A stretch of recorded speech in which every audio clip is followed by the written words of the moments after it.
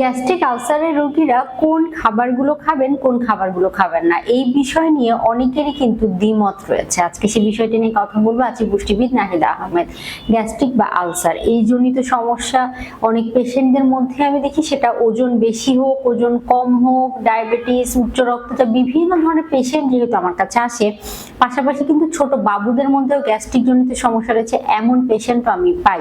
তারা যখন বিভিন্ন হেলথ কমপ্লিকেশন নিয়ে বা তাদের বিভিন্ন সমস্যা সমাধানের খাদ্যাভ্যাসের জন্য আমার কাছে আসেন, তাদের অনেকের মধ্যে বর্তমানে এখন কিন্তু এই কথাটি খুবই কমন যে ম্যাডাম গ্যাস্ট্রিক হচ্ছে, অ্যাসিডিটি হচ্ছে, আলসার জনিত সমস্যা অনেকের মধ্যে পাওয়া যায়। এর অন্যতম কারণ হচ্ছে প্রক্রিয়াজাতকৃত খাবার, বাইরের ফাস্টফুড জাতীয় খাবার, অতিরিক্ত গুরুপাক মশলাদার খাবার। অনেকে আবার এই কথা বলেন, ম্যাডাম আমি তো বাইরের কোনো কিছুই খাই না।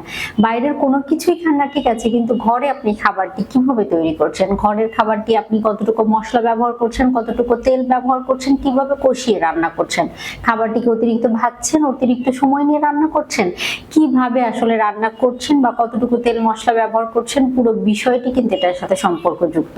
তাই গ্যাস্ট্রিক এবং আলসারের সমস্যা যাদের রয়েছে তাদেরকে আমরা সবসময় বলি সুসিদ্ধ হওয়া, অর্থাৎ ভালো করে সিদ্ধ হওয়া খাবার অল্প পরিমাণে তেল মশলা ব্যবহার করে রান্না করার চেষ্টা করতে হবে। বাসি খাবার খাওয়া থেকে বিরত থাকতে হবে। অতিরিক্ত কোনো মশলাই খাবারে ব্যবহার করা যাবে না। যে কোনো মশলাই হোক আপনি অল্প পরিমাণে দিয়ে সেটা ব্যবহার করতে পারেন বা দিয়ে রান্না করতে পারেন।